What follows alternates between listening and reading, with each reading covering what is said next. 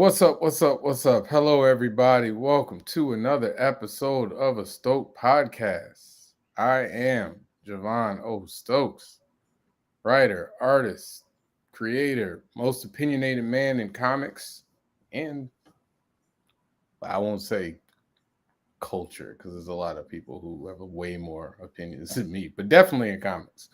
And to my boom, there we go. To my left, your right. Uh, Professional hater, educator of young minds.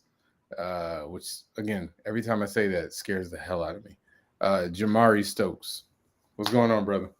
What's going on, sir? Not my actual brother, everybody. He's my cousin. I am saying brother in the colloquial sense. I'm tired of being asked. We related some kind of way. We are related. We're just not brothers. Welcome to another episode. It's good to see you guys. Good to be back again. Jamari wasn't with us last week. Missed a really good conversation. I don't know what to tell him. We had a good time. But again, thank you for being here.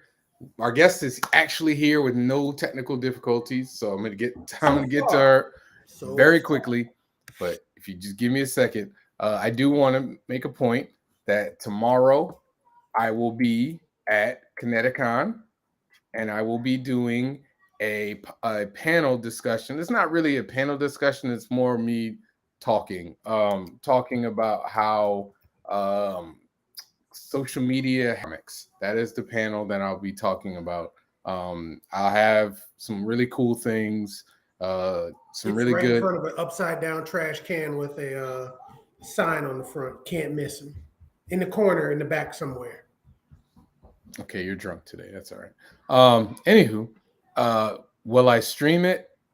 I don't know. I'll try. I don't have anybody to do the streaming for me, so if I get somebody who's willing to sit there and hold the camera up or have a camera, I'll do it. Get a stand.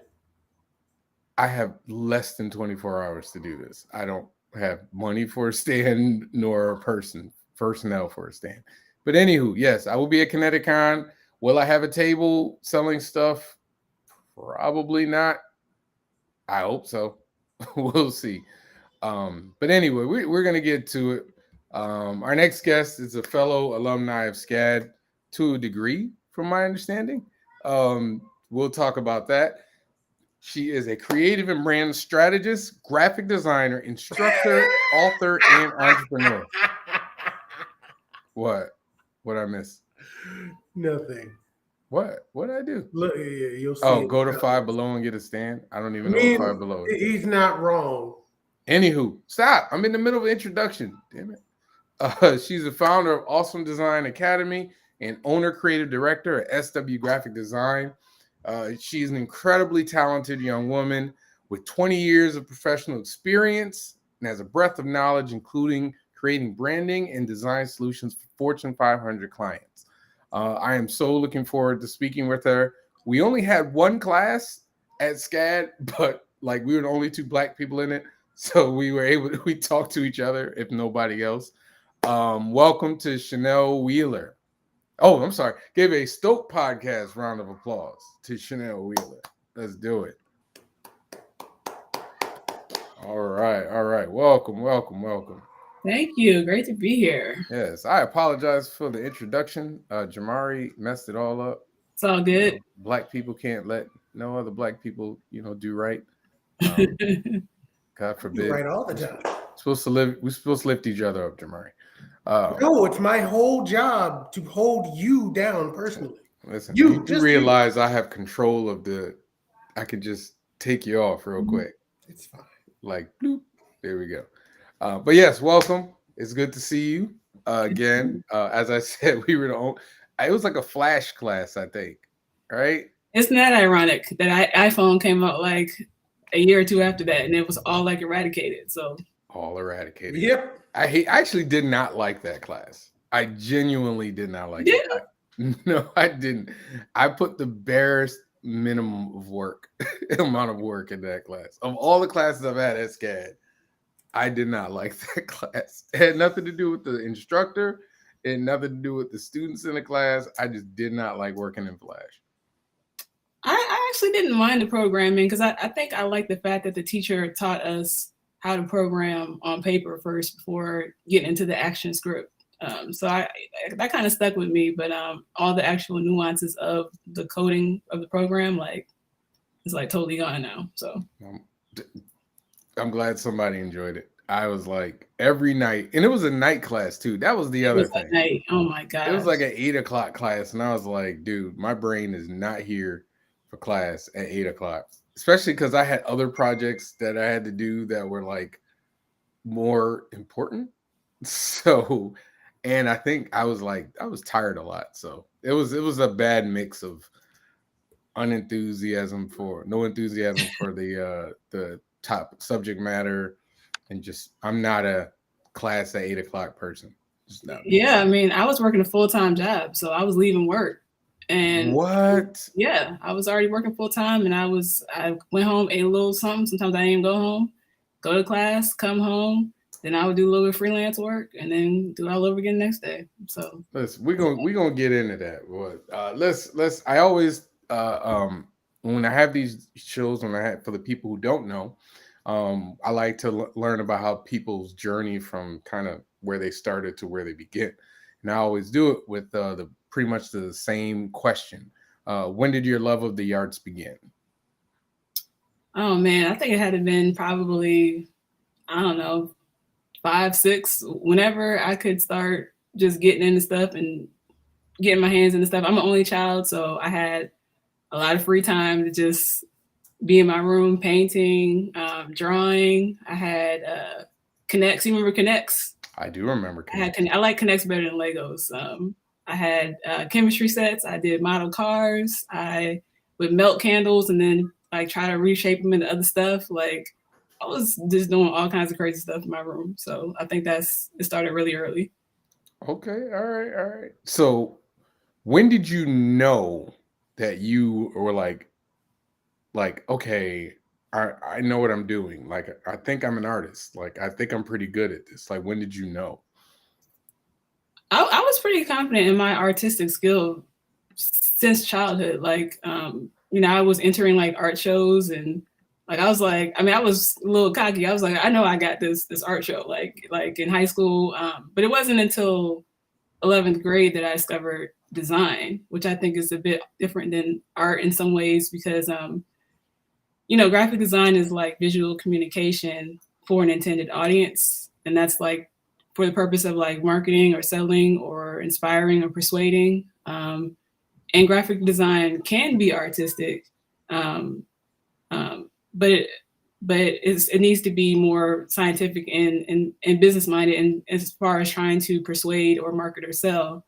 And art can be, art can be either subjective or it can be for a purpose, but it doesn't have to have like a certain purpose to it. But design, it needs to have a purpose behind it. So I didn't learn about that until 11th grade when I took like a computer aided design class or something like that. We were learning like Poser and Painter, something like that, some old school programs. And once I found out about that, I was like, oh, this is it right here. This is it. Okay. All right. Go ahead, Jamar. So I get, you're talking about old school programs and everything else. So what did you kind of pick up from those old programs, and what did you kind of, I don't know, this is kind of the geeky thing for me to ask, like, how did that develop in terms of the programs that you used, and then what you're using now compared to what you're using now? Yeah.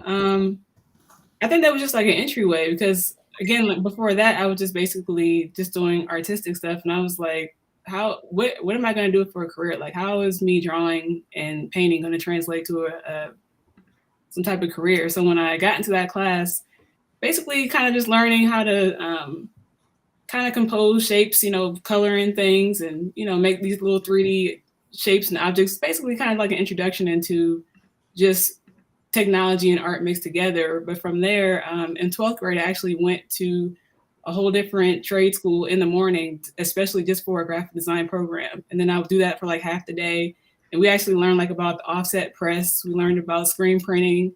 We learned about the Adobe programs when they were still on the CD. So we got an introduction to all of that. And then I would come to my regular high school in the afternoon and basically just mess around because, senior years, just trying to get it done, get it over with. But I was fully immersed pretty much in 12th grade. And then from there, learned it in college. But it just was like a gateway because really all the Adobe programs are a little bit more nuanced. And of course, as time went on, technology advanced and you can do a lot more things. But it just was a way for me to even know that that type of software was even out there. I played around for years, just self-taught, playing around with the Adobe stuff from like 3 to 5, and then so it's like when you said that, you made me also think when you talked about the aspect of having a purpose with design. So it sounds like you almost have more of a business-minded approach to art versus what a typical artistic or creative would have, probably stepping into that kind of role. I think that it's developed like that. I think I'm both right and left brain creative, which maybe that's odd. I just think that I think in the beginning when you're first learning the software, you're just trying to figure out like, how do I make this red square? How do I paint this thing? Like, how do I fill this in? Because the first time I got into Adobe, like I was completely overwhelmed. Like I think I made like some squiggly line and I just closed out because I was like, this is too much. But I think over time, as you develop your skills and you get more away from the tactical because you know how to do that, and you're thinking more about the overall, like what problem am I solving for what and for who. And so I think it's good to be a well-rounded designer, to not just be so stuck in the technical that you can't look up and see like why am I actually doing this? Like what is the overall bigger goal I'm trying to solve? Because then it becomes less about the software and just more about like your critical thinking skills and your strategy and stuff like that. Awesome. So forgive me if I'm wrong, but it sounds like you were like into the entrepreneurial part of it. Like was there a drive from you, or was there like an outside influence going, maybe you should do this, maybe you should do this to get better? Like, or was it a little bit of both? I believe that I've had an entrepreneurial spirit since I've been like a little kid. Like I used to be at the bus stop and I have like some candy and I would resell it, have little lollipops and Tootsie Rolls, whatever, and sell that. I think I was just always interested in just creating things, like in creating opportunities. And so I think the first seed of entrepreneurship came in college. I went to Ohio State, and my roommate, we were in our junior year, and we like needed to pay the bills. And somebody asked us to do like a club flyer. We were like, yeah, we can do that. And they paid us like, I don't know, like $75. That was like a lot back in like 2002 or whatever year that was. And we were like, we can do more of this. And so we kind of created our first little design business in college. And it just let me know that like I can be in control of like my own finances and like my own destiny. So really from that time all the way until now, like I have never, ever stopped freelancing. Even with full-time jobs, I've always just been like, I need to be able to control my own thing over here. Awesome. I'm just realizing we're the same age. Like you just said, my junior year in 20. I'm like, wait a minute. We were the same age this whole time? People get confused because they're like, oh, she's like 15. I'm like, no. No, because when we were in class together, I thought, because I was always older than everybody at SCAD at that time. So I just assumed you were one of the undergrads. No. Like, you never really, you know what I mean? Like, I didn't know you were hustling while you were there too. Oh, yeah, I was hustling, yeah. I see. Did you have any like, and did you have anybody that was kind of like encouraging you or showing you, mentorship or anything as you were like in your teens going into college? No, not really. I mean, I think the greatest gift my parents gave me was just letting me be and letting me explore. I didn't really grasp the concept of entrepreneurship as a teen or anything, because I think there's way more resources out there now than, that we were aware of then. There wasn't like YouTube and all that kind of stuff going on that make it sound real old when I say that. Like there was no YouTube, like we barely knew how to use the internet. We're old. It's okay. Well, I mean, I ain't old, but we're older than we're older. Other people. We are older than other people. But I just think they always just encouraged me to just follow whatever it was that I could follow. And then when I got to college and I did the business with my roommate, there was a lady from the Black Cultural Center who kind of was giving us a little bit of tips and kind of helping us out. But there wasn't like a strong figure in there aside from like my professors and teachers that just kind of encouraged me in design, not necessarily entrepreneurship. That's what I meant. I meant was there anybody from an art point of view, not from entrepreneurial, but from somebody who like showed you, how to get better as an artist?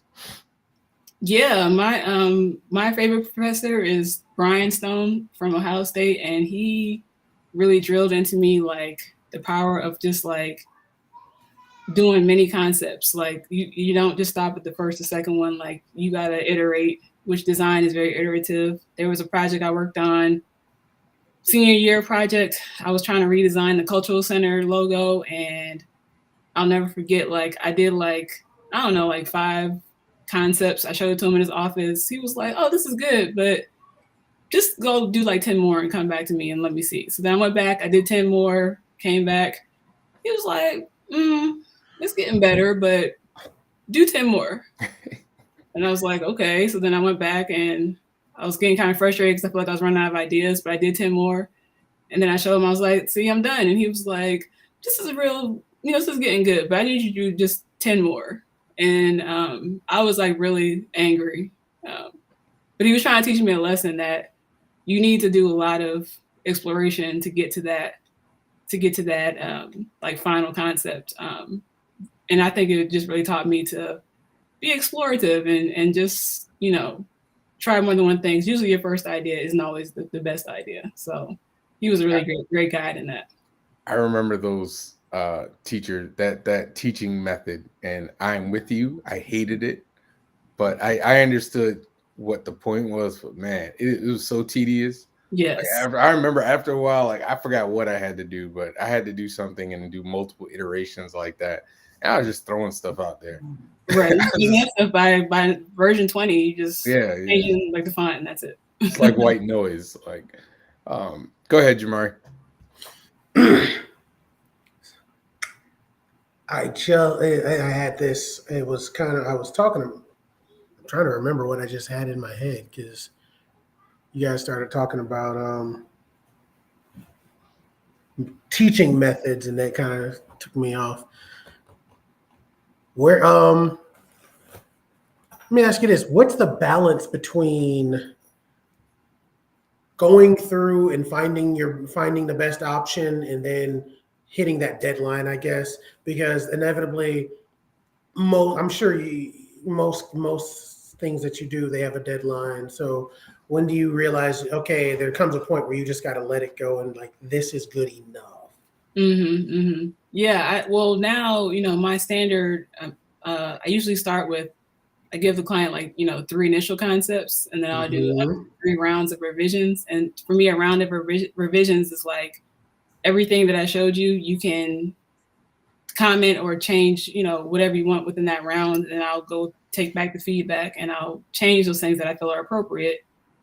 And once I make that change, that's like 1 round. So I do up to 3 of that. So that's kind of scoped out in the project, because even though my teacher taught me to explore, 20, 30 iterations, like, of course, when you're doing business, like you're not going to do 20, 30 versions of something. That's not even wise to show a client like that many options, because it's confusing to them. So you just kind of in the background, like the back end of my art boards, like it's very messy, like it's all this stuff going on, but what I show in the front end is very organized, and it's a nice presentation of the best 3 concepts that I've come up with that are distinct. But I usually limit it to 3 revisions, and the way you kind of can just tailor that is just really trusting your design instincts, listening to what they have to say, like, not going too fast, but, taking time to make sure that it's right. And then hopefully you can kind of mitigate like all this back and forth. So What would you? How do you? What would you tell a student to build up that? I guess that stamina for revision, because when I deal with students when it comes to anything where it requires creativity and a process, there's a lot of I don't want to mess with the process. So how do you what would you tell someone to build up that stamina of being able to go through and revise work? Yeah. Number one, I mean, I tell people, you have to have thick skin to be in design because you're going to be critiqued, but you also have to realize that like you are not your work. Like it's hard to say not don't take it personally because if you put a lot of time and effort into it, of course, if somebody say I don't like it, you be like, hold up, like I just spent all these hours, but it really isn't you. It's really the work that you should be worried about trying to get to the best solution, which isn't always what you personally um, would like. Just because you like the color blue don't mean that that's the right color for this particular project. So kind of trying to detach yourself from your work. I actually wrote a blog about that. So I've seen a lot of people get caught up in that. But also I do teach through my academy, and even when I was teaching, I did have a year stint where I taught a university for a private college, and I took them through a process where I made it very important that process and design is really important, and being able to explore and to have multiple iterations and be able to revise and to show me something and then go back and do it again. Like we just went through that a lot, and we went through class critiques. You just have to be something that you just really drill into them because again, your first idea is usually not your best idea. So I would add my 2 cents on that is yeah, she talked Shannel talks about taking things personally. The one thing I learned was just because like a client or somebody doesn't like what you did, it doesn't mean that what you did wasn't good. It just right, means that it's not what they wanted that's in their head. So like I had to learn to separate that. Like yes, it's not what I did was bad. It was maybe that's not what they were asking for, which is a hard thing to do.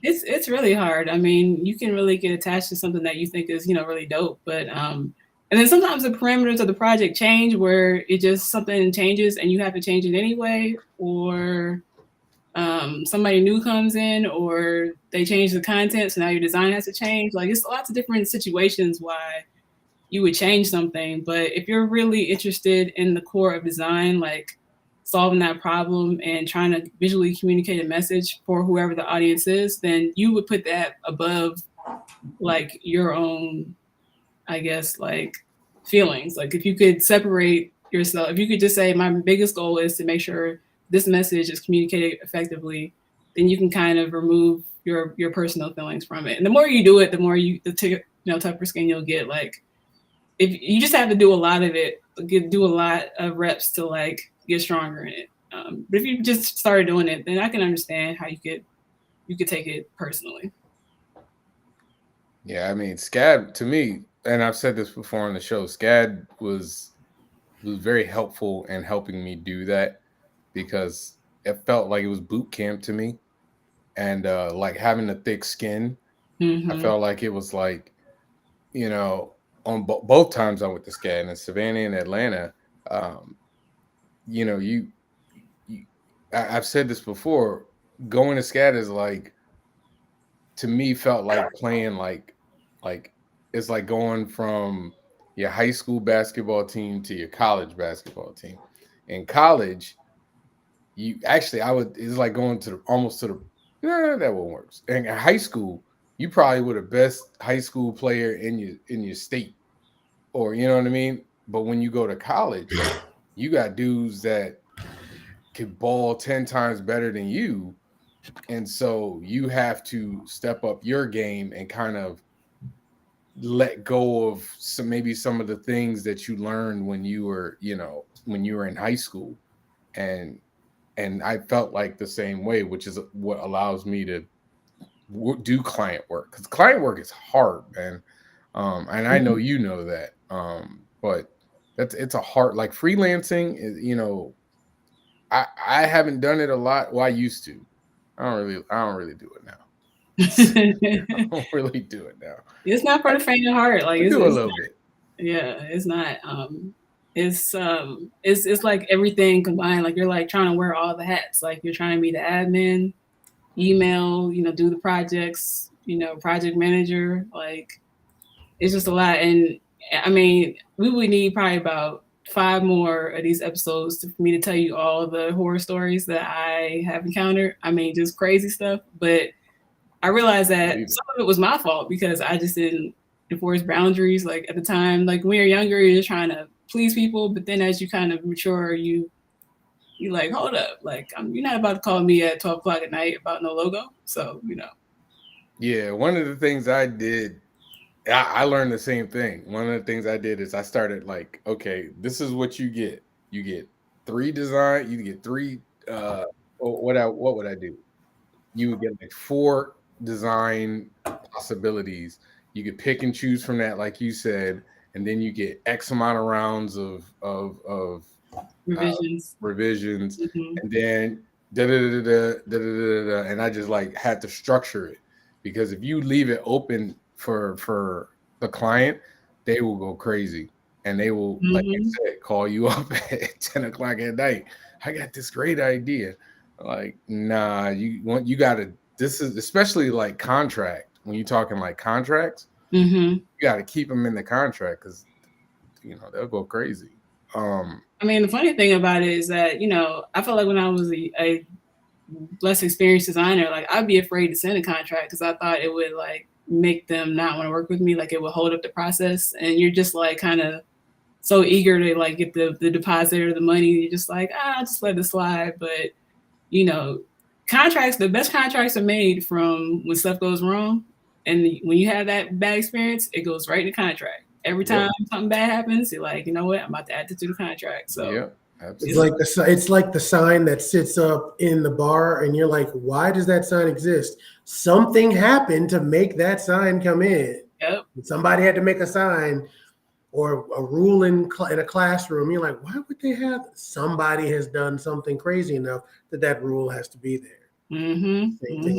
So since we're talking freelancing, let's talk about SW graphic design. How long has this been going? How long have you had, your own your label? Do you have like people that you work with within your label, or is this just kind of your thing that you do by yourself? Yeah, so that's been going on, I would say, probably since I moved to Atlanta, which was 2006. And I never wanted to, well, I wouldn't say never. There was a small stint of time where I did kind of want to build out an agency, but for the most part, it's just been kind of the thing that I've done on the side as I was working full time. And it wasn't until 2020 that I just stepped out all the way into entrepreneurship, and I left my job in September 2020 to pursue that. So so it's just mostly me, but I do contract out work help when I need it. And I've been blessed to just have great clients over the years. And now if you go to the website, it's more focused on the 4 areas that I feel I'm most strong. I can contribute most. I can do a lot of things, but I learned that you don't have to do all of them. You can, narrow it down. And so rebranding is a really big thing that I really enjoy doing for kind of like tech startups or people kind of in that startup phase. Maybe they're like between like 1 and 3 million revenue, and they're trying to get to that next level. Maybe they've already had like a seed around a seed level or something like that. Oh, there it goes. Okay. Yeah. Stuff like that. I do visual identities, pitch deck. So like a sales deck or like a pitch deck, presentation deck, long form content like ebooks, things like that. Those are the things that I specialize in. I mean, this is awesome. This is, again, I'm always proud of fellow SCAD alumni who are living a dream and actually making a living doing, art. Because I know so many people who aren't. They went to SCAD and now they're, you know, accountants or something like that. Not that there's anything wrong with that, Right, but right. it's always nice to see people actually, using their using their degree Absolutely. that they paid for.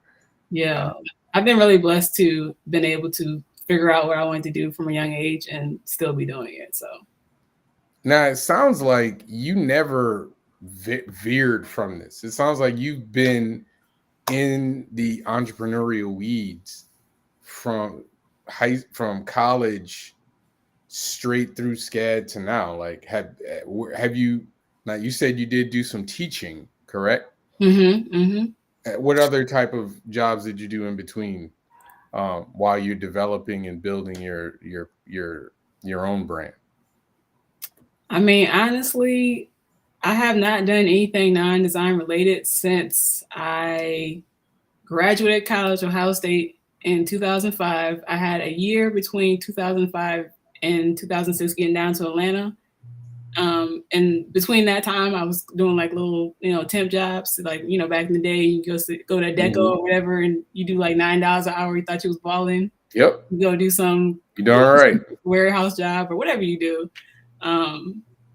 But even then, I was still freelancing too. So yeah, I honestly have not had any non-design job since I was a teenager. That is amazing. Go ahead, Jamari. So you've been doing freelance work for a long time, and you said you stepped out where you are completely 100% doing everything on your own. What would you tell someone who's younger than you to get started? What would be your guidance for that world? Because it's going to be different for everybody. Obviously, there's some things that someone could learn from others who've done it before. Yeah, my first thing is to definitely start with freelance. Like that is, to me, you have to have a taste of what it's about, and you have to like get your reps in and just understand, like, to even know that you want to do it. Because sometimes people say they want to do certain things, but you don't really realize how it's going to be when you go to the other side. Like it could be a pie in the sky type of dream, or you could say that you want all, to be on your own, but being on your own, it comes with responsibility. And if you don't work, you don't eat. So you have to be willing to put the work in, and you have to be willing to live a lifestyle where it might not be 9 to 5, but some days it could be 10 to 3, and some days it could be 5 a.m. to 12 a.m. You know what I mean? It just depends on what you're doing. But freelancing, I think, is definitely the first step. And I would say, if you're trying to step out on your own, you definitely have to have a plan, because I got so tired of hearing myself say that I wanted to be on my own and be an entrepreneur. Like, because this had been boiling in my mind for like a really long time. Like, I was trying to do all these things to get closer and closer, but I started off at a small agency, then I went to corporate. I did a lot of corporate stuff, like Georgia Pacific, GE, American Cancer Society, all that stuff. And I knew that wasn't really the space I wanted to be in, because it was like it was too bureaucratic. It just seemed too buttoned up. Like, I'm like, why am I wearing, like business clothes to like sit behind a computer? Like, this is stupid to me. And then I left corporate to go to a startup world, which startup is more entrepreneurial. So I was kind of trying to inch my way closer to freedom, but even that will start to become kind of corporate too. As the company grows, they'll start to have more processes in place, and it won't be as, free as it was in the beginning. So, I got tired of hearing myself say I want to do something, but not really making a plan to do it. And one day somebody asked me, they said, well, Shannel, what's your runway if you leave your job? And I was like, what's a runway? And she was like how many months of, income you got saved up so that you could live off of it just in case, like, things don't, go well. And I was like, wow, like, okay, at this point, like, I'm not even going to be getting off the tarmac because that didn't click with me for some reason. So once I started working on a financial goal that made sense for me, which is different for everybody because some people are more risk averse than others. Some people need a whole year. Some people need 3 to 6 months. Honestly, I had a certain number.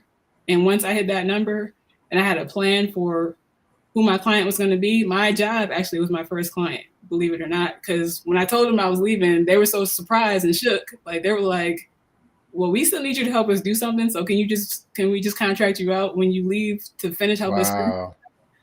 Yeah, let's do it. So I sent the invoice, right after that. But once I was able to actually create a plan of action, know who I was going to target as my, who I was going to market to get certain projects, understand basic stuff like how much are your bills per month? Like, okay, that's a baseline number you got to start with. What is your lifestyle? What things can you get rid of? What things can you keep?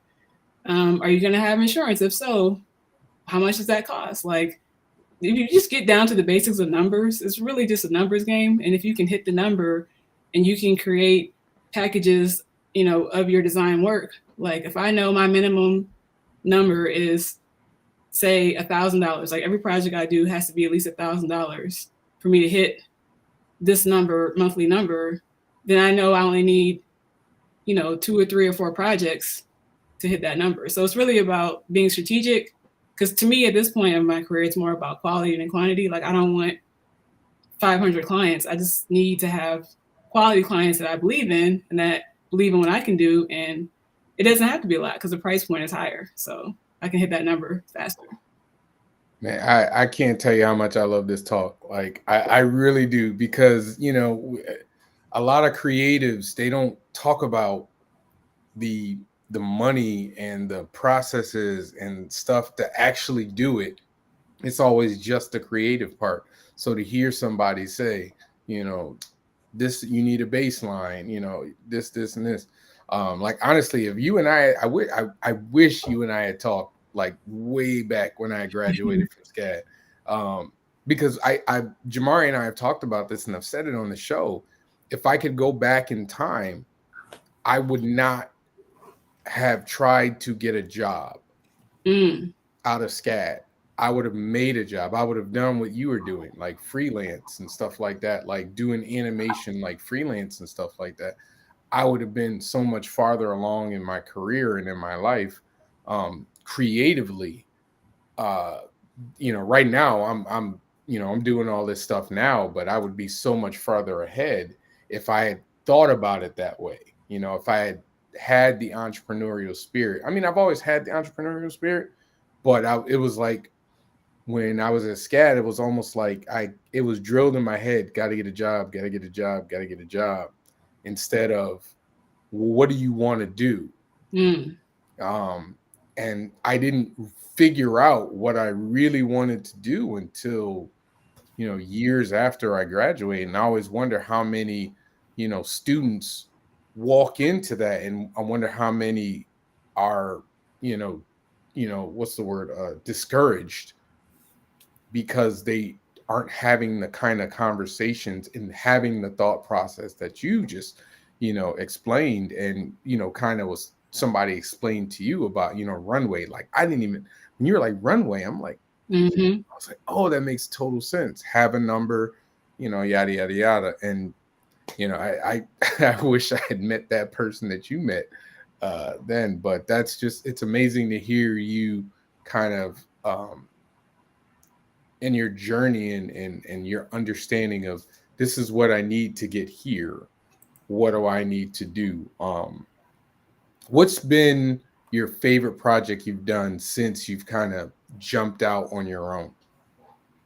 Oh man. And before I answer that, I just want to say I didn't get this level of wisdom like, this took like a long time. Like trust me, No, I believe it. Like I went through a lot of crazy stuff, and I think that just even having those jobs let me learn a lot of stuff. Like when you're on the job, like you should try to learn and soak up as much as information as possible, because even the stuff that you feel like don't apply to you, like I don't want to go to that sales meeting, or why do I care about this marketing, thing? Like it might matter in the future. So Oh, yeah, everything absolutely. doesn't have to be about design. Like you can kind of just learn on someone else's dime, like just business stuff, because it will help you in the in the future. So Yeah, I mean, I agree. I mean, I ended up getting jobs doing like a project management job. And so I kind of learned about, okay, how to to work out, like, okay, you have a project, mhm. start sec da, da, da, da, da, which ends up helping me now, even with my own comic book. I have to Oh, go, this is where I start, and then go this and this. So I'm right there with you. I yeah. just wish I had gotten that a little early, that I need to become an entrepreneur Mhm. and stop worrying about trying to find a job, because, well, my field's a little different with graphic design and animation. Graphic Mm. design, I think it's harder, but it's easier to get clients than animation. Probably. Animation, it's almost like you really got to know somebody, whereas you can kind of build a clientele out with graphic design, Mm. from a easier platform. But you're also, I mean, I know there's so much, competition out there for you. Um, Oh, I ain't worried about competition. I just be competing with myself, because like I people, like like some designers, they get mad about like Fiverr and like Upwork, and I'm just like, why are you worried about what they doing over there? Like, don't they have McDonald's, and don't they have Ruth Chris, and don't they have like whatever the next level is after that? Like, there's a range of services that people can pull from, and if you feel like Fiverr is dumbing you down, like, don't even go over there. Like, don't even log into the site. But that shouldn't have anything to do with you and what you offer. So I try not to look at other people's stuff. They say, comparison is the thief of joy. And, sometimes people will be doing some dope work and you'll be like, man, like I suck compared to, it. but I think you just have to look at your own stuff and compete against yourself, and just look at your project from like, 5 years ago to now, and you'll feel good. I mean, hopefully it will, have gotten better. So yeah, I definitely don't even worry about what other people are doing. I definitely got to need. I need to do more of that. Like, look at myself, where I came from and to where I am now, because Hmm. you understand when you get in the weeds of life and work, and you're just Yeah. like, oh gosh. But if you take a minute, to kind of look and go, you know what, I'm pretty far along, and you're doing an amazing job, with your graphic design firm. I mean, I was looking through your website earlier, and I'm like, damn it, let me go update, let me go redesign my website. God, dog, man, Jesus. Man, That's what makes me. That's what I do. When yeah, every time I see somebody doing something great, I'm like, all right, let me go update my. I do it too. Yeah, I feel That's like, the thing. For me, I feel like it's like step my game up. Like, oh, yeah, y'all doing this kind of stuff? Hold up, I need to go and get my stuff straight. right, right. Yeah, it's motivating. I like that stuff. I that's why I like collab. Even if you and a couple of people are all working on similar kind of work, it's like, oh, you figured that out? Right. What did I figure out? It's like it's not. It's just it's iron sharpening iron. Absolutely. But I'm sorry to veer off. To answer your question about the most favorite project, That's um, all right. Go I ahead. got it here. Yes. My favorite project was something I created for myself, and it's graphic design flashcards. I'm so proud of Wow. this, because this actually, you ever like get an idea in your mind and like it, you get like a little tingly inside, because you're like, oh, if I do this, like you get anxious and excited at the same time, because you're about to do it at some point, but you like, it's about to be a lot of work. But Mhm. it's like, if I do this, like I will go up to the next level. Like a video game, you power up, like I'm about to power up. Mhm. I got So I got one right now. Trust you me. do? Okay. I do. I do. I'm working on it right now. So this is like 78 flashcards that I designed and illustrated. And it basically goes over like design terms that people can learn in a really easy way.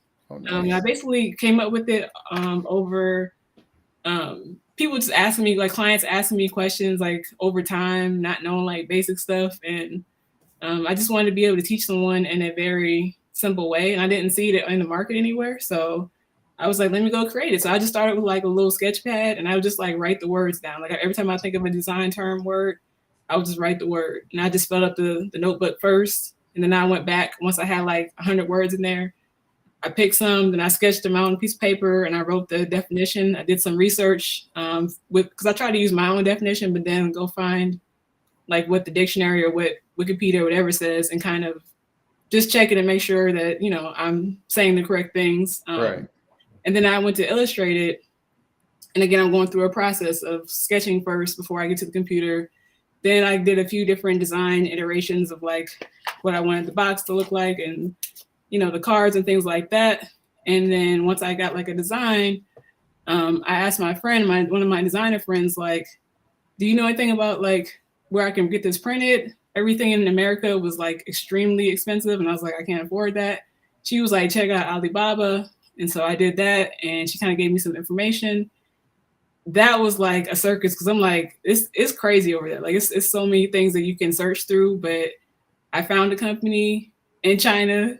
I was like, hey, can you do this? They sent me some samples, and they told me the price for a certain amount of decks. They gave me a template, and they were like, when you send this deposit, you know, we'll get started. And so that was very nerve-wracking to like send some money to China, because I'm like, I really hope they go with this. Yeah. But they did. They like showed me like each step of the way. They were like, this is what we're doing. This is the factory. Like they had a picture of the people on the factory line. I felt real official. Like, oh That's man, really I'm cool. really making something. That's all And right. so when it got shipped, and it arrived at my UPS box, like it was like Christmas, because I think it was maybe July or August, and I was just so excited to open them up. And it's a really sturdy pack, like really heavy duty. And if you go to that site, ChannelWheeler.com, and you go to my Awesome Design Academy, you can find them on there. But I'm really proud of this, because I really literally started with a notebook, and I ended up with this. So yeah. I mean, you know, that's beautiful. I love the actualization of, because I mean, this is gonna sound crazy, but sometimes like I'll be like, some of the stuff you do, think about the things that you do. You ever go, this was in my brain like like a month ago. And now it's out here, and like people are enjoying it. But this was something that literally I just came up with. It's the weirdest feeling. Sometimes I'd be like, God, I just be giving them pounds. I'm like, I don't know how you put that in my mind. Like, because sometimes people ask you like, how do you do this? And you're just like, I don't know. I just do it.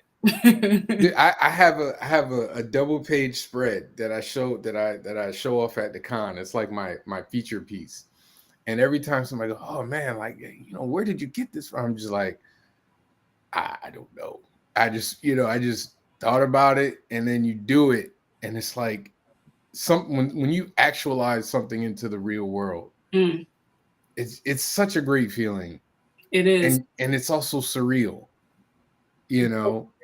And, especially I'm sorry, go ahead. Oh yeah, I'm just gonna say I just think about not to try to get too philosophical, but you know, God, to me, God is the ultimate creator. Yes, he is. And if I came from the creator, and I feel like my purpose is to create with a purpose, like that means that I'm supposed to be creating. And like it's just like it's something that I need to do, that I'm supposed to do. And it's just like sometimes you can't explain where it came from, but sometimes also it's just you just need to live life, and sometimes you'll just pull from things you see. Like you might be watching a movie and you'll just see something random like that, a color, and it'll inspire you to think about something else. Or you might be at a restaurant and you see like something on the menu, a certain font, and you'd be like, oh, I want to use that font in this project. Like I just think that life experiences also helps feed into your creativity. So even though it might seem like it's coming from nowhere, it's probably being inspired by just like everything that you're seeing, like especially if you travel, like all those things I think matter into like kind of enriching you as a creative person. Do you? Oh, go ahead, Jamari. Oh no, I'm listening. Keep going. No, I was just gonna say, have you ever had a moment where you felt like maybe I'm not supposed to be doing this? And what happened to pull you from that moment? Yes. And you know where it came from? A bad client. One of my worst ever client experience. It was so bad that I had to write a blog about it. It was so bad. Unfortunately, it came from somebody from the church. I ain't gonna talk bad about churches, but I don't do a lot of church stuff anymore because it's a lot going on there. But it's a lot of things that you have to design by committee because it's like a lot of people looking at whatever. Usually the budget. Now, not all churches, because I'm sure some of them have value creative things and they budget for it, but a lot of times they're trying to get it on the low, whatever. But anyway, to make a long story longer, I had a client. They were in DC. I'll try not to be too specific, so I don't give away who it is because it's a big church. But they wanted to do a historical history book. Start Googling churches in DC. No, that's a lot. So, yeah. But I remember there was one thing that someone who referred me to the client said, and she had this weird tone in her voice, and she was like, the client, she's interesting, but I think you'll enjoy it. And I wish I would have took my intuition on that and just been like, nah, I'm good. But I went ahead and took it. Oh Lord, it ended up being a crazy project. It's because the person I was working with did a lot of lying, a lot of making up stuff.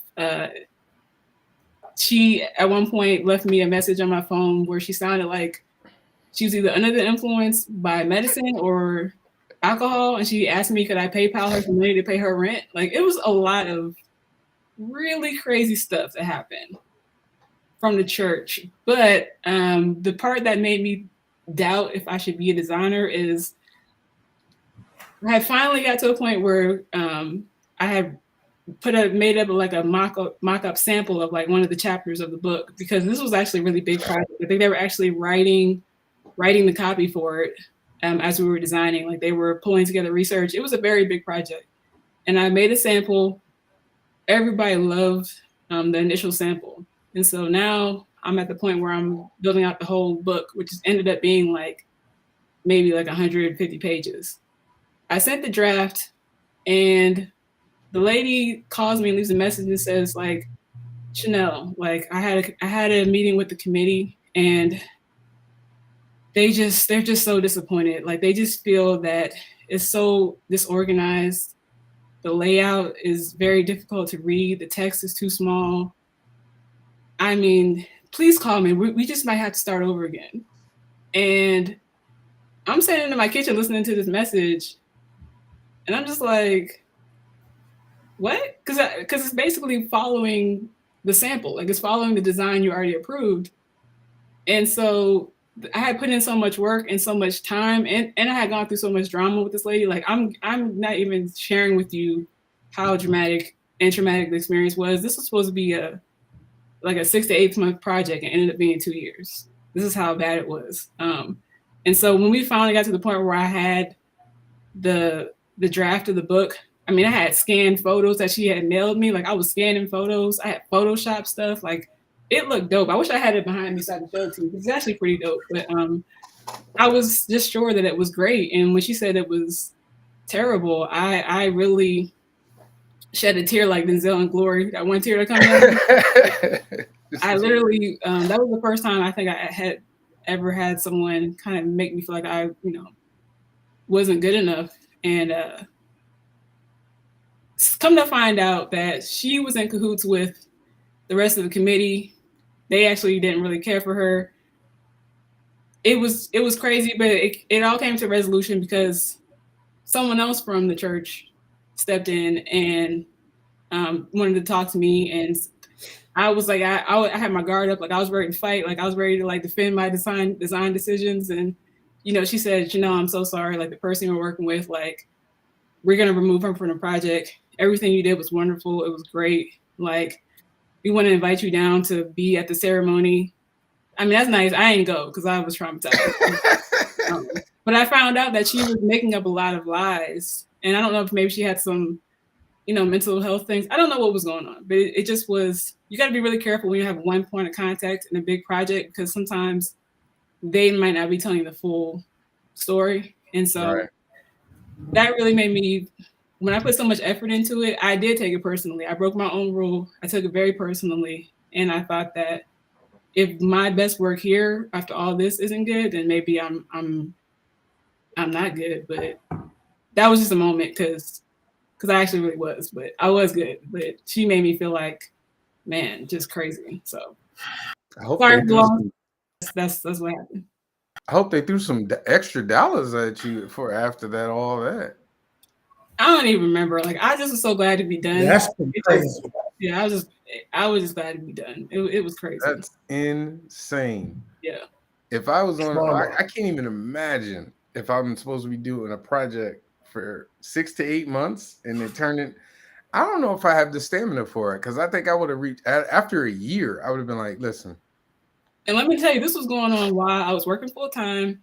Also had other clients, and I was studying for the PMP, Project Management Professional Exam. The PMP. So this was a lot. Yeah. That's insane. Yeah, I love my church. But if I do stuff for them, it's usually like small and it's quick. Right. And if it's, and usually it's like free. Yeah. But it's got to be like small and fast. Like, because I've seen my mom work, with the church from time to time, and I don't think she had any issues with it. Usually I just tell people my quote. And that'll end it right there. That has ended many a conversation. Many a conversation. Right. But a lot of times, they kind of feel like, well, I'm your home. Well, in my church, I love y'all, but sometimes y'all be like, oh, this is the home church, and like, can you do this? And I'm like, yeah, it'll cost this. But I'm like, no, I need to get paid.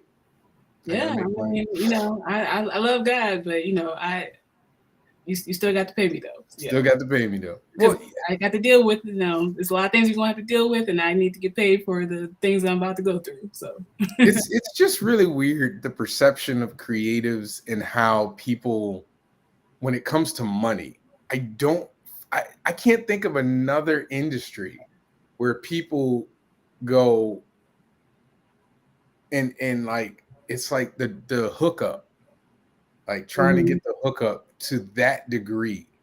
Like I can't even think of another industry that doesn't really want to pay you your worth. I mean, we're seeing that right that has some form of freelancing or maybe mechanics, what I call creative adjacent jobs, like wedding planning, anything that involves any kind of. Do wedding planners really go through that? Because I feel like they get paid, right? Yeah, I was going to say, I feel like the perception of wedding planners is, if you are a person who's trying to get paid doing that, and your friends, family, they'll be like, oh, well, you'll give me the hookup because you're my friend, or you'll do this because of. I feel like those are similar jobs. I think that's why I call it creative adjacent, because there's a level of creativity if you're doing anything like, oh, I'm making flower arrangements for a wedding, or. Well, but I mean, that's still creative. That's still creative to me. Yes.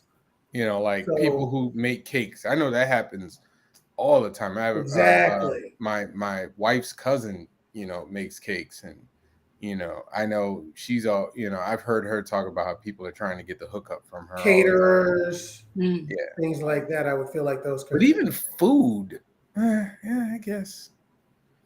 I mean, I think part of the problem with creatives, and I'll just speak to design specifically, part of it is our fault, because we don't clearly enough explain the value or educate the client on why this is valuable. Again, that goes with kind of being well-rounded in your mindset. Like, if you're only looking at it from the tactical perspective of like, I know how to push pixels in Photoshop, or I'm really good with the pen tool. Like, that's the artistic aspect, and that's good. And if that's all you're focused on, then it may be hard for you to explain why this is important to someone else. Because a lot of people look at design as like, you're just making something pretty, you're just making it look nice.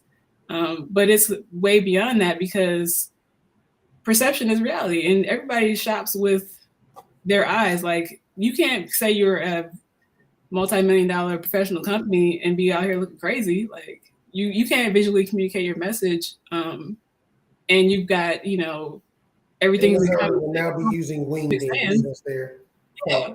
How does that look for you to be a law firm and your logo is in Comic Sans? Yeah, I mean, people are Vector, right?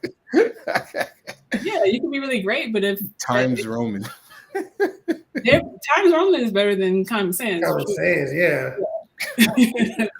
Shit. Yeah, you have to be able to explain the value, and if you don't even know what that is yourself, and you minimize your own value, then other people will feel that way. And you could also explain yourself to you're blue in the face, and some people just won't go for it because it's not important to them. That's totally fine too. But I've just learned that I would rather just work with someone who already understands it versus trying to and really convince you that you need this. Like, I'm trying to look for people who are looking for me. So it's a little bit, we can get past that part and get into the important stuff. Yeah.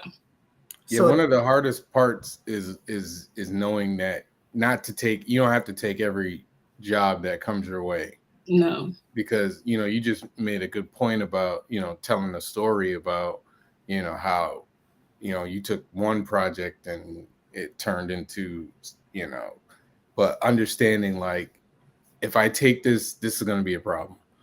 And or don't work with these people or something like, because it's hard, especially when you're freelancing and you need money. Oh yeah, desperation will cause you to make lots of bad decisions. Right. We've all been through it. I mean, oh god, yeah.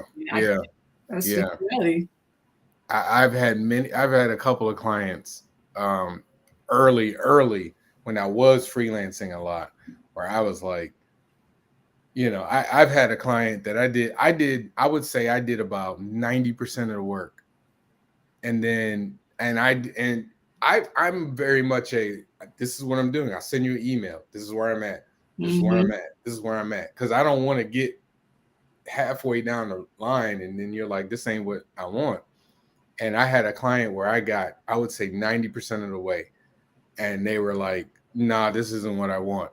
And I was like, well, why did you say something 50% of the way when I'm showing you, you know what I mean? And then they didn't want to pay me. I'd done 90% of the work. Can't do it. And I can't say anything more about it because then I'll be calling the people out. But I just remember I was really upset. Like, I emailed like, hey, I did 90% of the work here. Like, and then not only that, I never heard from them again. Yeah. So I totally understand. I've been ghosted. People just take a 3-month hiatus and they come back like ready to go. You're like, okay.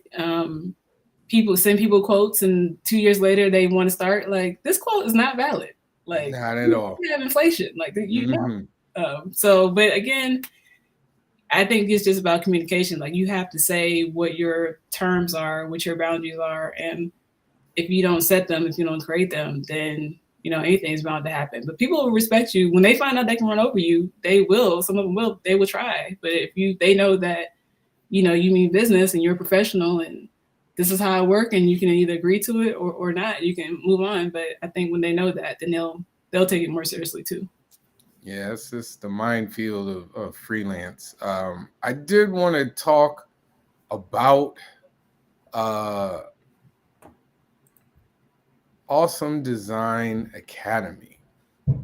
I looked through this and I thought this was awesome. Cool. No pun intended.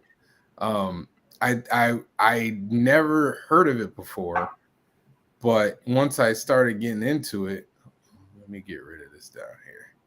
Here we go. So tell us about Awesome Design Academy. Yeah, so this is something that's a little bit newer for me because this is something I've been developing probably since maybe the last 5-6 years. I really started teaching, and it really just started with like some tutoring here and there, and then then it went to the library, and then it kind of expanded. But I really want people, especially our people, Black people, to be able to understand and have exposure to this field, because it afforded me so many opportunities. And I think some people just don't even know what it is that it exists. And I just feel like I want to be an alternative. My long-term vision is to be an alternative to traditional four-year college. And if you want to be a well-rounded professional designer who also has business skills and writing skills and just the acumen to talk to people and communicate in processes, you can come and learn with me, and we can make that happen. So right now I'm targeting beginners or people who are interested in design. Maybe you want to be a designer, maybe you don't, but you just want to add that skill set to your job, or maybe you want to be a freelancer, or maybe you want to have your own business. And obviously need to update the site. I'm actually going to redo this whole thing, because that's just, that's what we do. We redo stuff. But I'm going to make it a little bit more focused. But really, I just want to make it fun and easy for anyone to come in. If you don't know anything at all, you can come in and just start learning what design is, and you can start applying some of those principles immediately. And if you scroll up to what the classes were, I'm actually doing a monthly master class. It's called Graphic Design Fundamentals Masterclass. And for anybody, and actually the next one coming up is actually August 8th, I believe. I'm going to update that. But if you click on that link, you can sign up, and it's actually, that link is updated, and you can claim your spot August 3rd. There we go. And it's only an hour long. And when you leave that class, you're actually going to have a really solid foundation of what design is. I'll give you a design challenge, and you can have an option to continue learning with me if you like. But it's just a really great way to just come in and just learn if you just don't have an idea of what it is, or if you do have an idea but you feel like you need to fill the gaps. You kind of make sure that you're on the right track. Go ahead, Jamari. I'm scrolling. I've got two things. One, from this conversation we've had with you, Shannel, by large, with the exception of a few, maybe one or two things, I would get the impression that you have not suffered from imposter syndrome, with a lot of creatives say that is a problem for them. Oh no, I have. Absolutely. Really? Okay. So when has that been a thing? I would imagine maybe in that instance you were telling that story you told us about with the church might have been one of those moments. Has there been anything else, or how do you overcome it? Would be probably the better question. Yeah, I think it's just really just I definitely don't doubt my ability to figure things out. Like if I don't know the answer, like I'm gonna figure it out. Like I feel like learning how to learn is a really important skill. Like just knowing how to critically think and learn on the fly. But even when you like launch your own products, like my flashcards, when I did my 2 books, like just making things and then wondering, does anybody really care? Like being kind of like halfway through it and being like no one cares, no one's gonna care about this. Like, or am I really qualified to be telling people? Sounds like you've got a great curriculum already for with you if you're creating your design academy. Well, thank you. Yeah, I mean, I'm just saying these are the thoughts that kind of go through your mind that you have to battle and eradicate. Like they'll just creep in sometimes, but I think the more that you just expose yourself, the more that you do, the more that you talk about what you do, and the more that you serve other people, the more that it kind of goes down. So, I don't feel as much now because, again, it's been 20 years, so I've had a lot of time to kind of iron that out. But anytime you do anything new that you haven't done before, like it is kind of scary, and you're just like, I don't really know if this is gonna work, but you just try and keep going. Yeah, so, I would say like create to kind of piggyback, like imposter syndrome, at least for me, is never like long. It's usually like 15, 20 minutes. And you're just like, am I supposed to be doing this? Right. And then, but I guess the more professional you are, you kind of have to go, let me just get back to work. And then something reminds you that, yeah, you're pretty good at what you're doing. When you finish it and you're like, oh, that's okay. Like, I see what you did there. Like, you kind of what you did. So, Yeah. Like when you fit, like for you, it's a design or your cards. For me, it's like if I do a really good page, I'm like, did I? Okay, I'm Mhm. all right. I know what I'm doing. All right. Right. If you have an event or whatever, like I said, for me, it's usually quick. Um, but to get out of it, I think the best thing to do is to just kind of get a reminder of how far you've come, Mhm. which is what we were talking about earlier. Especially if you've been doing it for a while. Shannel can look at her website and just be like, "Damn, I got 20 years and X amount of clients and yada yada yada." Yeah, I kind of know what I'm doing. Mm-hmm. I'll tell you what I like to do. I will look at I have a spreadsheet of my sales for my Mm. books. How many books I've sold in a con, or how much money I've made in a year, or whatever. That's what I feel. That's what I do. I'm like, oh, I made that amount. Okay, I think I'm doing all right. All right, Right. I'll keep it moving. Because money is the great motivator. It sure is. It It sure is. definitely is. These are really cool pictures, by the way. Thank So Mm-hmm. you do in person teaching sessions as well? Yeah, absolutely. I find it really fun, and I've met so many cool people like of all ages. Like I don't know, I feel like the senior community is a really like untapped community. But hey, just a little tip out there: some people got this retirement money and they looking for things to pay for, and they love coming to the library and just learning about new stuff because they got free time. And some of those students were like some of the best students. You see me and that older white lady there. She was telling me about her days of Photoshop when like it first came out, and but she was in there. And I was so impressed by the fact that she was like wanting to learn, technology. So it's really all ages, all colors, all creeds. This is so cool. This is an So amazing idea. I got to be honest with you. Yeah. I Again, wanted to I'm talk to you a little bit jealous. more about that Yeah. because you mentioned the whole aspect of alternative education. And it seems like tech is kind of becoming the leaders in the forefront of this because you can get with the right amount of time, you could get a really nice tech job without ever touching a degree at this point, Mm. without ever having to go to a formal school and get an actual degree for it and everything. So you doing this kind of work, do you think there's going to be a point where that's going to become more normal and maybe talented people like you guys don't have to go to SCAD or don't have to, it's less of, it becomes just one option of many.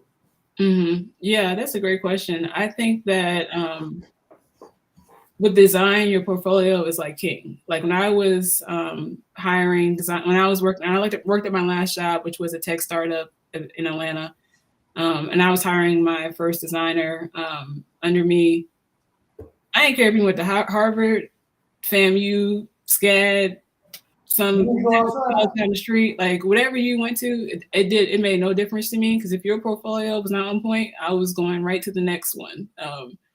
And so I think that obviously education is important. It comes in many different forms, but college isn't for everybody. And the fortunate thing about design is that if you are very dedicated into self-study or learning in a traditional way, which I feel like is becoming more traditional, um, maybe you're doing some type of accelerator program, or maybe you're joining some type of online group, maybe you're doing like online courses, and you have mentorships or groups that you can kind of bounce ideas off of. But if you can get that portfolio together and it can be relevant, like not portfolio with like a sketch of a cat and like a painting of a flower, because that's nice, but that's not applicable to like what they're doing at the marketing firm. Like they have to be able to look at your work and envision or translate it to what we're doing. Like, can I see them doing what we need them to do? We're trying to do a marketing campaign. This sketch of this bird, I don't see how this is translating. So if you can think about that, maybe you have, and I always say it's quality over quantity. So it's not about putting everything in your portfolio that you've ever done in your whole life. No, even if you just had 3 really great projects and one was like a full branding project or visual identity, maybe one was like a publication project. Another one was like website design, but that was really well put together. Like I would take that portfolio, any day over just like a whole bunch of mess. But I think if you can do that with the right hiring manager, they will let you in. Now, some jobs, obviously, in sectors and industries require the degree, so you have to just know where you're coming into. But to me, the amazing thing about design is that it's needed across like all industries because everyone's trying to visually communicate a message. So it could be healthcare, it could be tech, it could be fashion, retail, automotive. Like it could be across any industry, and if depending on what they require, like if they don't require a degree, just make sure your portfolio is on point and you can get in there. I'm different. I feel like, and it's not even just going to SCAD. Like we just happen to go to SCAD, but you went to the University of Ohio. You said? Oh no. Where'd you go? The Ohio State. Those are the Ohio State. things. My bad. Yeah. My bad. Sorry. I know how that can affect. We get real sensitive about that type of I stuff. know. My bad. Oh no, I'm just messing. I do the think Ohio State that couldn't beat Georgia. Anyway. Oh, wait, hold on. Because you was on pins and needles on that kick. It was just a split second. If he didn't miss Happy that New kick, Year indeed. I'm not even gonna lie. So don't tell me that y'all wasn't feeling worried that whole game because Stetson Bennett ain't really all that. We about to go to a whole different conversation. Worthy opponent. I'm gonna bring us back. Worthy opponent. Hi everyone. Hi. No, I think that college is necessary in the creative field, but it's not necessary in the way I think other people look at it. I think it's necessary because you can be self-taught, but I do think there is value in learning from somebody who's done it before, and who has had at least some success in it. Like pretty much every professor at SCAD has had some experience within the industry that they teach. And I'm gonna assume in other colleges as well. But I do think having a work ethic and understanding what it's like to work within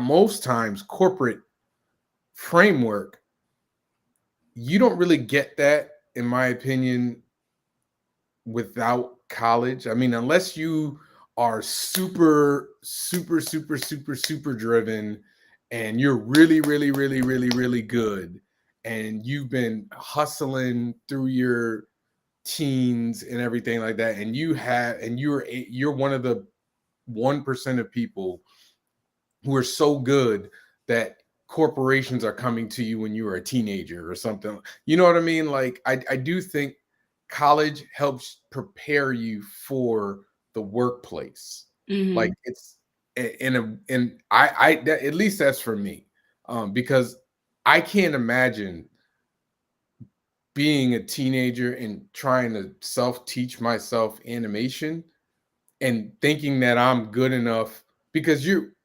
competing with people that are already in the industry, who have a degree, who have the experience, who, like you're competing with them.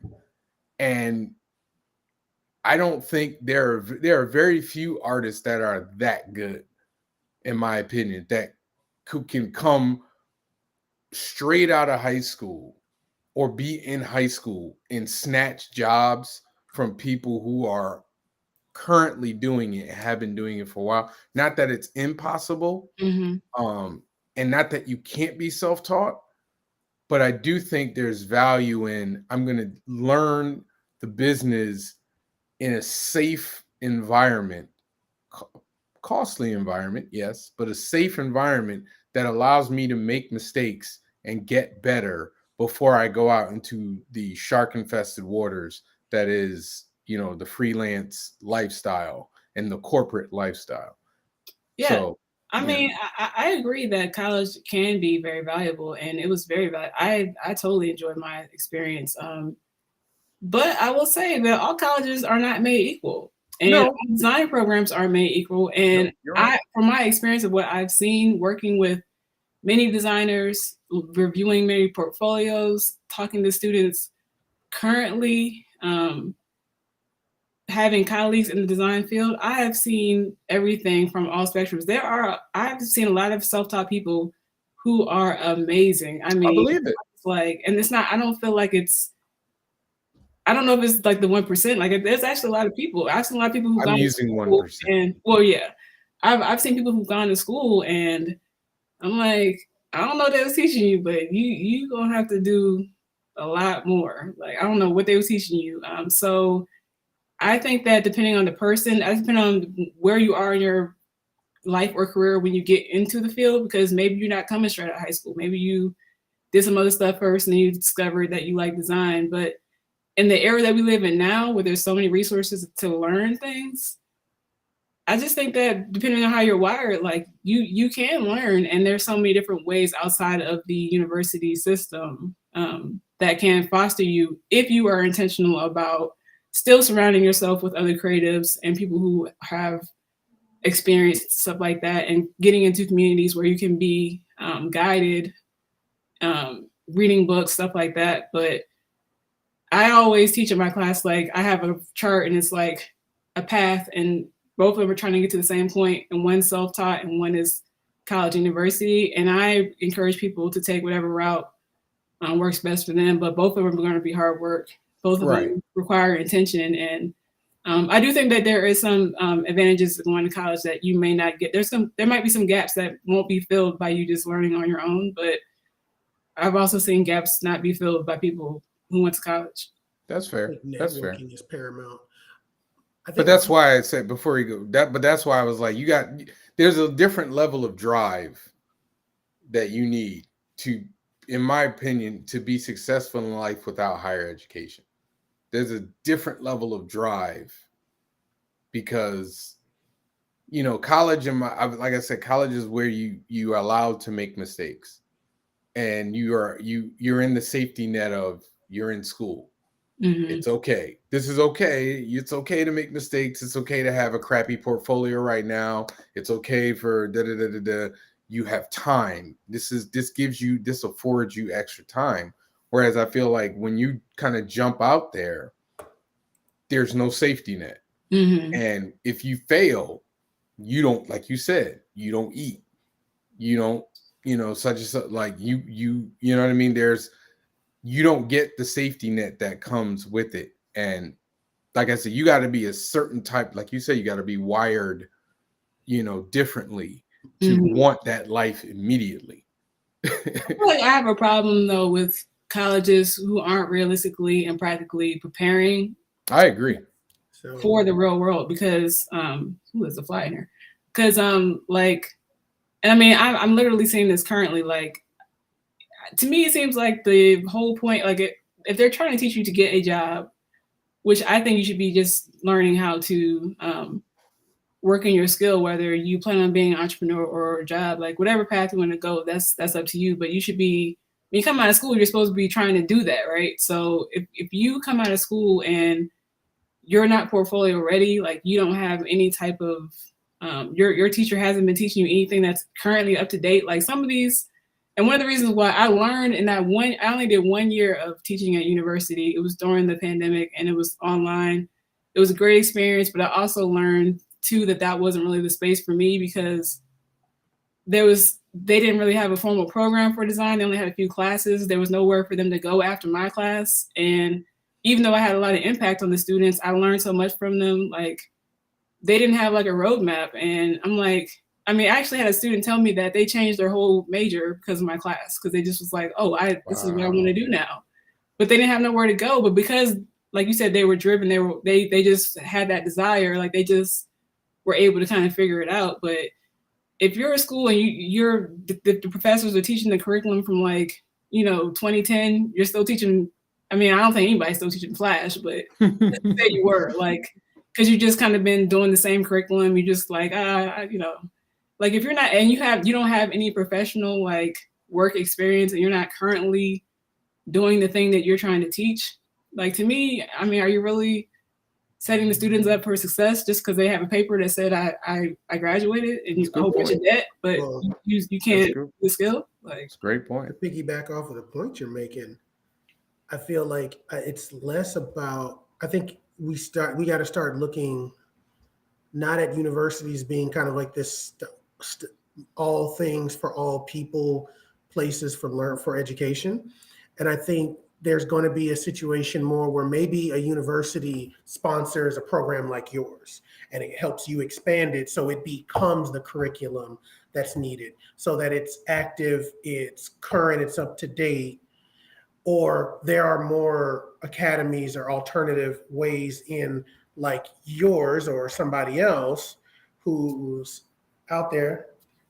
Like you said, there's tech, there's people who are using programs are always evolving all the time, software, hardware, what those things need to be taught and they need to be up to date. Whereas it used to be that you could sit up and, well, nothing's going to change about Shakespeare, or math only changes when it changes only in certain areas, but by large, 2 + 2 is never going. That's not changing anytime soon. I hope not. Right, we're going at this point.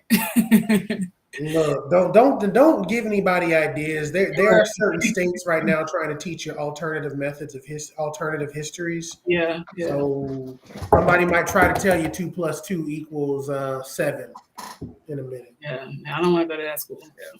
So I'm gonna do something new tonight. I just came up with this in my head. So you're a guinea pig now, I guess. Yeah, you are the guinea pig for this. So since this show is about, creatives, and absolutely I'm all about the entrepreneurial spirit. Tell me where you see yourself in 5 years and your whole enterprise. Like, where do you see yourself 5 years? Oh man, I used to be so bad at answering these type of questions, but I think I'm getting a little better now. All right. Well, I would really hope that by that time, Awesome Design Academy would be a thing where I could license the curriculum to different schools, as you were mentioning, maybe places that don't have the curriculum already in place. I'd love to do it in some HBCUs as well that don't have those programs. I would like to have a membership model, which I'm working on now, to really be able to foster students and give them a direction to go in. I don't know if I'll be in a physical building or if it's just going to be a virtual thing. I'm not sure, but I just imagine impacting a lot more people with that. And just on a personal level, I would like to be an owner of more real estate. I would love to own a parking lot. And because I say parking lot because it's low maintenance, but it's if you get in the right spot, that's an easy kind of way to make that residual income without, all the headache. You don't even have to have a parking attendant at this point. You just need to have the app and just, check in on it. So, I want to do things that generate income so that I can free my time to keep on impacting people. And so if somehow, some way I can get that ball rolling in the next 5 years, I would love to embark on that as well. That is awesome. I'm looking forward to it. I'm sitting here like, parking lot. Let me write that down. Oh, Hey, listen, that's not a bad idea. Mm-hmm. Now, do you have any projects or anything you want to tell people that you got coming out or coming up? I do, yes. So in addition to, if you go to these sites I've been scrolling over there, I'm always looking to help rebrand kind of these startup level companies that not startup like, you and your cousin just made business and, y'all still trying to get an LLC, not that level, but if you're already established and you're trying to take yourself to the next level and you need a rebrand or you need to establish a visual identity, I think that's the type of fit that I work with best. But also because I took the leap of faith in 2020 to start my business full time, a lot of people have reached out to me, and I've talked to a lot of people who have just been asking, like, how are you doing this? And, just giving people inspiration and insight. And so One of the big projects I'm working on that's really not as design focused, even though I am helping to brand it, but it's really something I'm proud of, is it's called the Quantum Leap experience. It's going to actually be in Costa Rica, September 28th through October 2nd. And it's basically for, right now, we're just limiting it to 10 women, but hopefully we want to make it bigger in the future. But anybody who wants to make a big life change and they need support in doing that, because I find that a lot of times you have to kind of quiet the noise and really kind of, sometimes you have to see something different to see something different. And so sometimes you have to, if you've been thinking about something like for a long time, or you've just been afraid to do it, you have fear behind it, like you want to go into entrepreneurship, maybe you want to switch careers, maybe you want to move to a different city or maybe even a different country, and you just like, you know, you're supposed to be doing it, like it's really waking you up at night, but you just don't have the steps to get there. I'm going to be one of the guides in the experience to just kind of help you and to share my story. And we're going to provide different resources and activities to do this in a beautiful country. I was actually there in May, and it was just a great reset for me for the year. This will be my third time going. So, you know, in addition to the sessions we'll be doing, like we'll do like a hot springs thing. You'll be near the volcano, like you'll be like immersed in like nature, just all this cool stuff, and just be able to be around a community of people who are trying to do something similar to what you're doing. So I'm really excited about that. And the website is Quantum Leap CRs in like Costa Rica.com. And so that's coming up. If you're interested, you know, hit me up or go to the website and see if it might be for you. Sounds, you got some really cool projects. I feel like it's very misogynist that guys can't come. No, I'm just playing. They will be able to in the future. I'm just messing with you. I'm just messing with you. Not If I want to go to Costa Rica, I just need to go to Costa Rica. I want to find my groove back too. I'm just saying. Anyway, so listen, if you want to hear more about any of this stuff, you can go, was it swgraphicdesign.com? Is it com? Yeah. .com. .co. Well, the easier one, .co. you just go to shannelwheeler.com. You can get both websites at one time. So if you want to learn, there you or go. you want to implement design, just pick the one you want. Just say, go to my name, shannelwheeler.com, and you'll be there. All right, shannelwheeler.com. Again, thank you. This was good. I mean, I love talking business, and I absolutely am happy to see you thriving and doing amazing things. And I can't tell you how jealous I am of how far. No, I'm just playing. I appreciate you, and I'm happy for you and the success you've had. And if you need to come on to promote something, let me know. My platform is your platform. We can definitely work something out. But seriously, good luck on everything that you've got going. And we definitely might have to work together at some point, because you know I see some hotness when I'm going when I'm looking through this website. This is amazing work. Shoot, I wish I could afford you for my school's program, but you're out of our league. Our budget can't afford you.